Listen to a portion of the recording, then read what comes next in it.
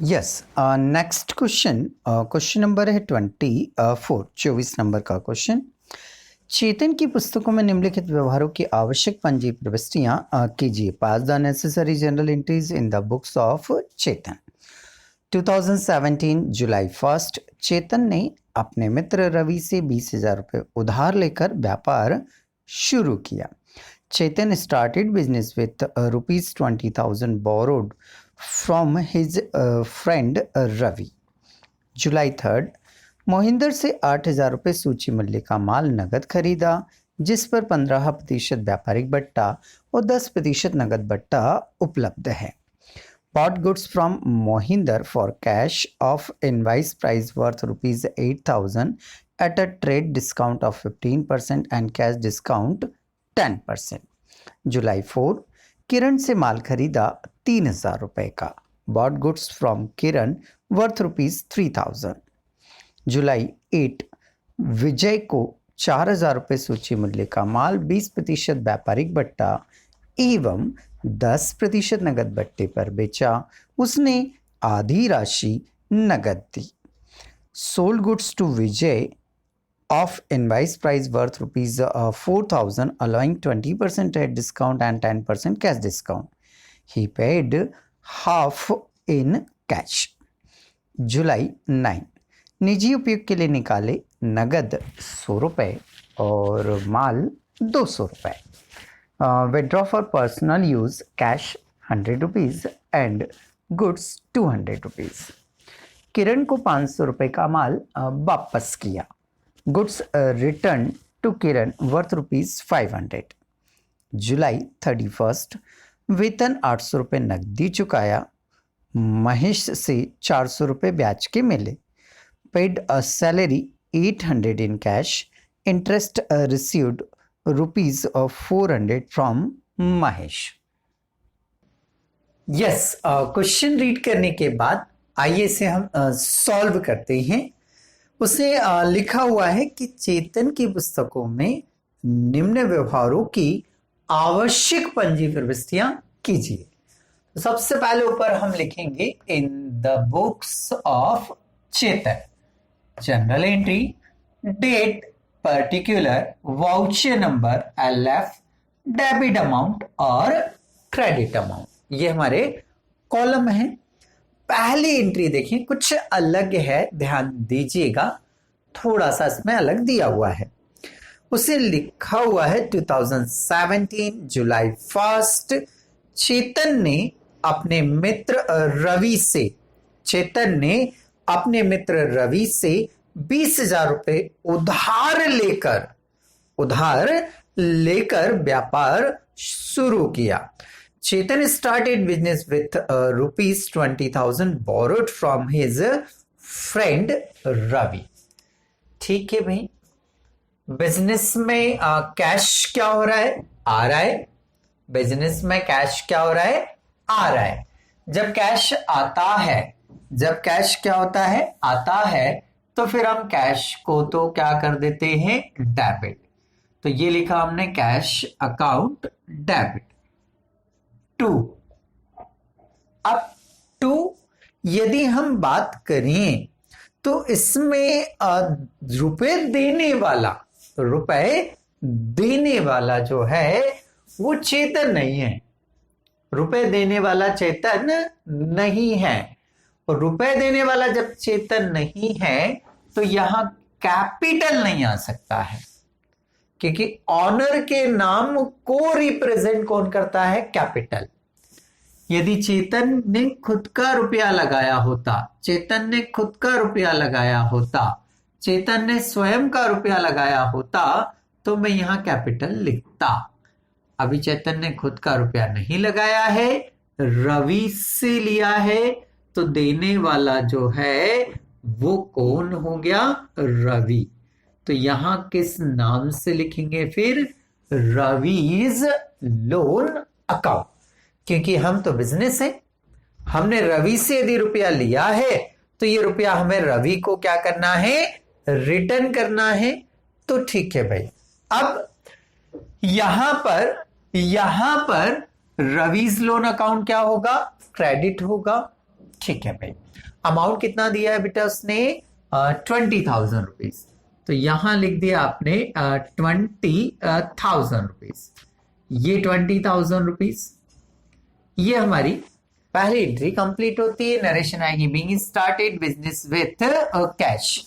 रुपए के साथ हमने बिजनेस स्टार्ट किया, बट वो लोन के फॉर्म में। ठीक, नेक्स्ट अगली एंट्री, जुलाई 3 को मोहिंदर से 8,000 रुपए के सूची मूल्य, अंडरलाइन करो इस वर्ड को, मोहिंदर से 8,000 रुपए के सूची मूल्य का माल नगद खरीदा। 15% व्यापारिक बट्टा और 10% नगद बट्टा उपलब्ध है। ठीक है भाई, bought goods from Mohinder for cash of invoice price, underline करो इनवाइस प्राइस को, invoice price worth ₹8,000 at a trade discount of 15% and cash discount 10%।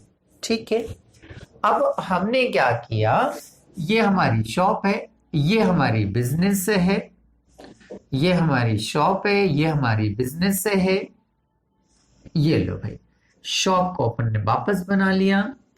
ये भाई साहब जो हैं वो भाई साहब कौन है भाई?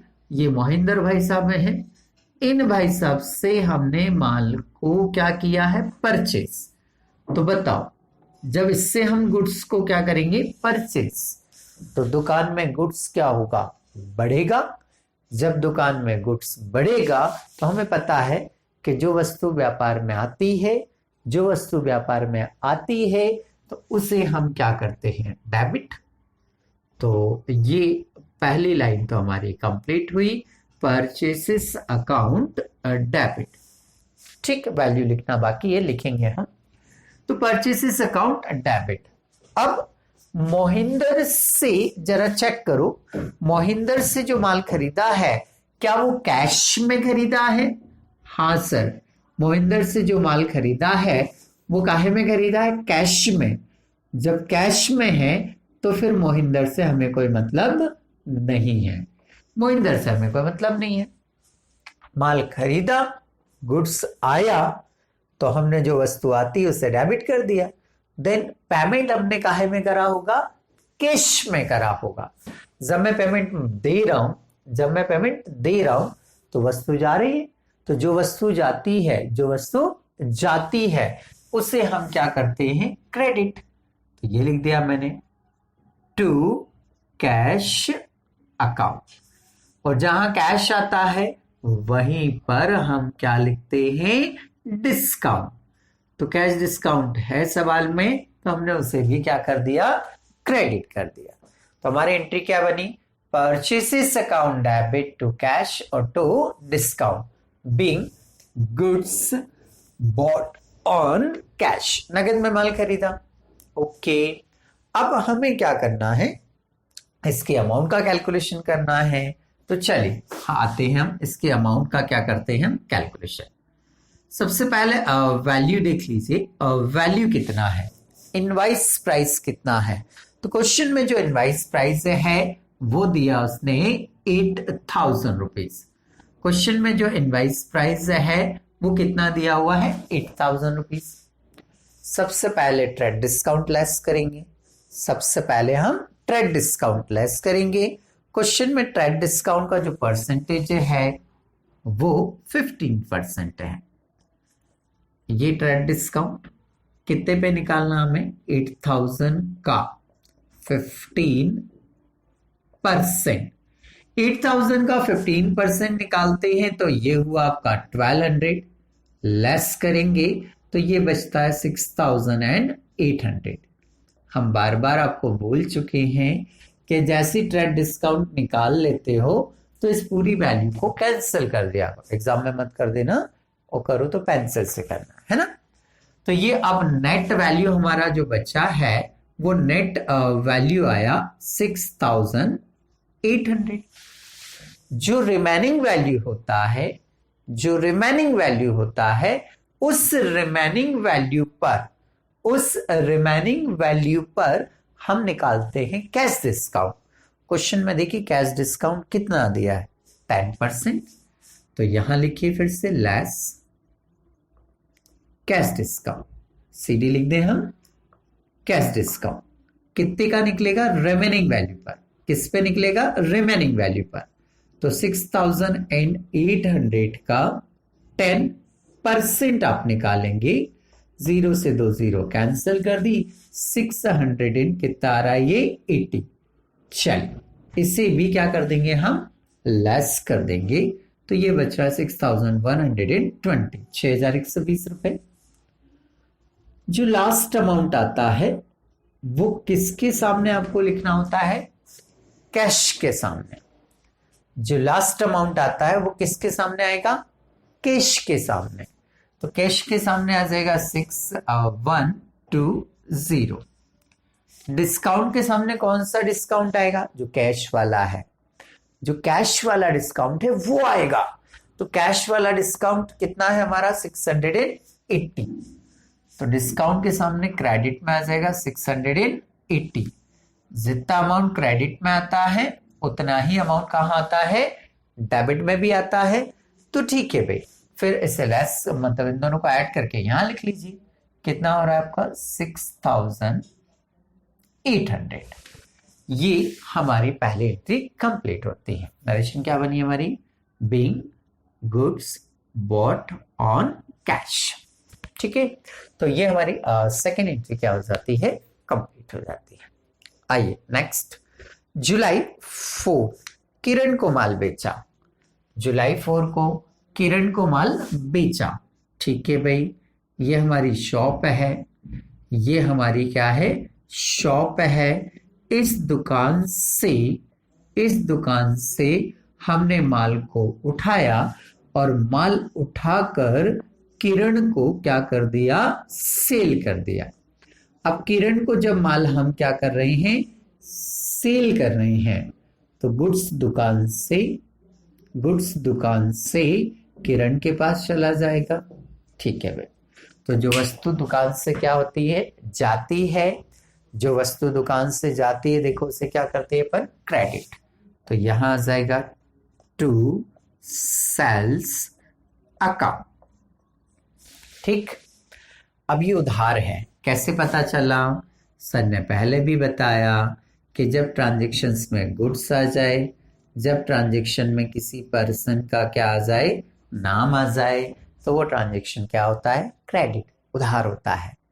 तो किरण को माल बेचा। किरण क्या हो गई? किरण क्या हो गई भाई? पाने वाली हो गई। और जो पाने वाला होता है उसे हम क्या करते हैं? डेबिट। तो यहां लिख दिया हमने किरण's अकाउंट डेबिट। ओके, और वैल्यू देखिए इसमें कितना दिया हुआ है? तो वैल्यू उसने जो दिया है वो कितना दिया है? 3000। तो यहां लिख दिया आपने 3000। ये 3000। नेक्स्ट नरेशन क्या लिखेंगे? Being goods bought on credit, उधार से माल खरीदा। नेक्स्ट आएगी हमारी जुलाई 8, विजय से 4000 का सूची मूल्य। फिर वही इनवाइस प्राइस आया। अंडरलाइन कर लो इसको, बहुत काम का वर्ड होता है ये, कि विजय को 4000 रुपए सूची मूल्य का माल 20% व्यापारिक बट्टा और 10% नगद बट्टे पर बेचा और उसने आधी राशि क्या कर दी? हमें नगद दे दी। ठीक है, उसने लिखा हुआ है sold goods to Vijay of invoice price, underline करो, worth ₹4000, allowing 20% trade discount and 10% cash discount. He paid half in cash. Okay. अब देखिए इसमें यदि हम विजय की बात करें, विजय को हमने जो माल बेचा है, सेल किया है, तो उसका पेमेंट आधा तो मिल रहा है। लिखा है क्वेश्चन में, देख सकते हैं आप। आधा तो हमें क्या हो रहा है? कैश में मिल रहा है और आधा उधार भी है। तो अपन एक काम करते हैं, इस अमाउंट के 2 हिस्से कर लेते हैं, कैश में और क्रेडिट में। वैल्यू देख लो, वैल्यू कितनी है भाई? क्वेश्चन में यदि हम वैल्यू देखें तो टोटल वैल्यू उसने बताई है, क्लियर लिखा हुआ है 4000 रुपीज है। तो 4000 का आधा 4,000 का आधा यदि हम बात करें तो ये हुआ आपका 2,000 और आधा फिर बात करें तो ये कितना हुआ आपका 2,000। ठीक, अब सबसे पहले हम क्या करते हैं, ट्रेड डिस्काउंट को लेस करते हैं। तो क्वेश्चन में देखिए ट्रेड डिस्काउंट जो है वो कितना दिया है, क्वेश्चन में देख पा रहे हैं हम। तो ट्रेड डिस्काउंट की जो परसेंटेज है वो 20% है, ये लिख दिया आपने 20%। हम 2000 का 20% निकालेंगे, तो 2000 का 20% जब आप कैलकुलेट करेंगे तो कितना आ जाएगा 400। इस 2000 का भी 20% हमारा कितना आएगा 400 आएगा। इसे हमें क्या करना है, अब लेस करना है। तो चलिए इसे लेस कर लेते हैं। 2000 माइनस 400 बराबर कितना हुआ आपका 1600, बराबर कितना हुआ आपका 1600 हुआ। ठीक, ये आपकी कौन सी वैल्यू आ गई, रिमेनिंग अमाउंट आ गई। ये आपकी कौन सी वैल्यू आ गई, रिमेनिंग अमाउंट आ गई। अब आपने क्या करना है कि ऊपर की वैल्यू को तो हम शुरू से हमारी आदत है कि जैसे ट्रेड डिस्काउंट की एंट्री हो जाए कट कर दिया करो, कोई काम का नहीं होता है ना। अब इसमें से आपको क्या करना है, less cash discount, less cash discount. Cash discount का उसने जो परसेंटेज आपको दिया हुआ है वो कितने परसेंट दिया उसने, 10%। और उसमें भी कैश डिस्काउंट हमेशा कैश वाले ट्रांजैक्शन पर देंगे। तो कैश डिस्काउंट इस क्रेडिट वाले ट्रांजैक्शन पे तो मिलेगा ही नहीं, तो ये अमाउंट, ये कैलकुलेशन तो यहीं पर क्या हो जाएगी, कंप्लीट हो जाएगी। ये कैलकुलेशन यहीं कंप्लीट हो जाएगी। इस पर कैश डिस्काउंट नहीं देते हैं, क्योंकि कैश डिस्काउंट कैश वाले ट्रांजैक्शन पर ही दिया जाता है। तो कैश ट्रांजैक्शन ये वाला है, इस पर हम कितने परसेंट देंगे, 10%, 10% देंगे। तो 1600 का 10%, देखो भाई कितना आएगा, 1600 का 10% हम निकाल रहे हैं, 100 कितना आ जाएगा, 60 आ जाएगा। ओके, इसे आप क्या करेंगे, आप लेस करेंगे। लेस करने पर जो अमाउंट आ रहा है वो डायरेक्ट किसके सामने आता है, कैश के सामने आता है। सबसे आखिरी अमाउंट किसके सामने आता है, कैश के सामने आता है। ठीक है, अब हमें इसकी क्या करनी है, जनरल एंट्री करनी है। तो चलिए आ जाइए। हमने माल क्या किया है बेटा, सेल किया है। हमने गुड्स को क्या किया है, सेल किया है। ठीक है भाई, जब हमने विजय को माल सेल किया है तो गुड्स तो हमारे पास से कम हुआ। तो जब गुड्स कम होता है, गुड्स कम होता है तो उस गुड्स को तो हम क्या कर देंगे बेटा, क्रेडिट कर देंगे। तो ये लिख दिया हमने टू सेल्स अकाउंट। अमाउंट लिखेंगे अभी हम टू सेल्स अकाउंट। अब हम पहले बात कर लें क्रेडिट की, पहले बात कर लें किसकी, क्रेडिट की। क्रेडिट में विजय को माल बेचा, क्रेडिट में विजय को माल बेचा, तो विजय क्या हो गया, पाने वाला, डेबिट द रिसीवर। तो विजय को क्या कर देंगे आप, डेबिट कर देंगे। विजय को क्या कर देंगे आप, डेबिट कर देंगे। विजय का अमाउंट भी तुरंत लिख लीजिए, नहीं तो कंफ्यूजन हो जाएगा। विजय को उधार माल बेचा आपने, तो विजय क्या हो गया, पाने वाला हो गया। और पाने वाले को डेबिट द क्या करते हैं हम, रिसीवर।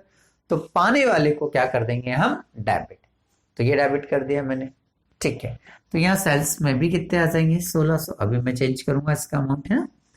तो Vijay debit to sales account, या डॉट लगाकर एस लगा के फिर आप अकाउंट लगा सकते हैं। तो विजय's account debit to sales account. ये काहे की एंट्री कर दी मैंने, उधार वाली, क्रेडिट वाली एंट्री कर दी, बराबर। अब हमें कैश वाली एंट्री करना है। हमने कैश में माल को सेल किया, हमने कैश में माल को सेल किया, तो क्या होगा, गुड्स कम होगा, सेल्स क्रेडिट हो जाएगा। और कैश क्या होगा, आ जाएगा व्यापार में। जब कैश व्यापार में क्या हो रहा है, आ रहा है, तो कैश जब आता है तो हम कैश को क्या करेंगे, डेबिट। तो ये लिखा हमने कैश अकाउंट डेबिट। डिस्काउंट भी है तो डिस्काउंट को क्या करेंगे आप, डेबिट। क्योंकि कैश डेबिट है तो डिस्काउंट भी क्या होगा, डेबिट होगा। तो डिस्काउंट अकाउंट डेबिट। आखिरी अमाउंट कैश के सामने आती है तो ये लिख दिया हमने 1440। डिस्काउंट कौन सा वाला आएगा, कैश वाला। डिस्काउंट कौन सा वाला आएगा, कैश वाला। तो कैश वाला डिस्काउंट कितना आपका 160। ठीक है। देखिए कैश के ट्रांजैक्शन की बात करूं तो ये भी 1600 हो गया और ये भी 1600। तो यहां टोटल करके फिर 1600 नहीं आएगा, यहां 1600 और 1600 कितना हो जाएगा, 3200 आएगा।